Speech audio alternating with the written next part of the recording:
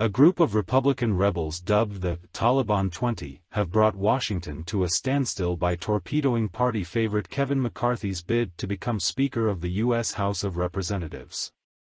The House cannot perform any of its vital functions, including overseeing national security, investigating government misconduct and passing legislation, until its presiding officer is in place, spelling paralysis in Congress. The renegade Republicans were given their unflattering nickname by frustrated lawmakers from their own side. But who are they and what do they want? Trumpist Southerners.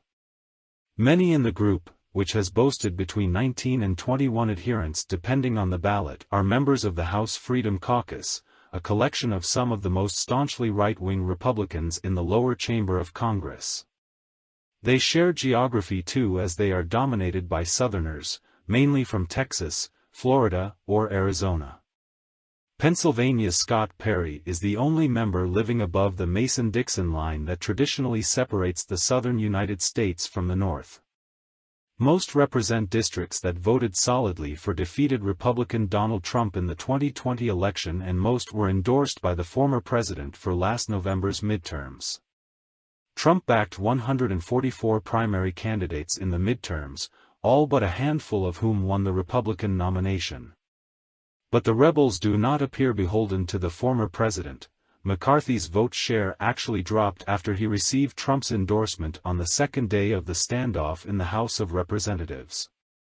The Never Kevins.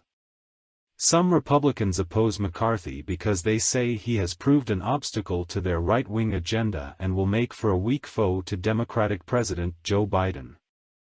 Others just seem to dislike him personally, whatever policies he espouses. Many Republicans complain privately that McCarthy is politically rudderless, opportunistic and untrustworthy. Empty suit is a favorite rebuke and willing to make any promise or alliance for as long as it appears expedient. A number of Never Kevins, notably Matt Gaetz of Florida, Andy Biggs of Arizona and Lauren Boebert of Colorado, have been clear that no amount of compromise will change their minds on opposing the California congressman. Biggs bemoaned the lack of selflessness and principle in modern politics in a tweet posted before the first round of voting, when he stood as a symbolic opponent to his fellow Republican. This is what a McCarthy speakership would look like and would put our country last. Election deniers and chaos agents. Well over half of the rebel group have explicitly denied the results of the last presidential election, amplifying Donald Trump's false claims that it was rigged, reflecting a now dominant creed among House Republicans, 2/3 of whom voted against certifying the 2020 vote. A handful are newly elected, but the majority earned their stripes in the ultra-conservative Tea Party movement that grew out of opposition to President Barack Obama from 2010.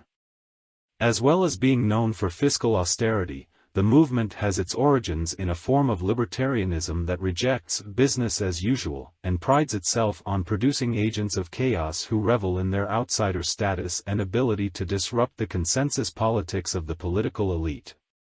Televised stunts, rather than carefully worded bills, are their weapon of choice. Several among this group, such as Boebert, Andy Harris, and Bob Good, beat more established Republican incumbents in primary nominating contests to earn their place at the table.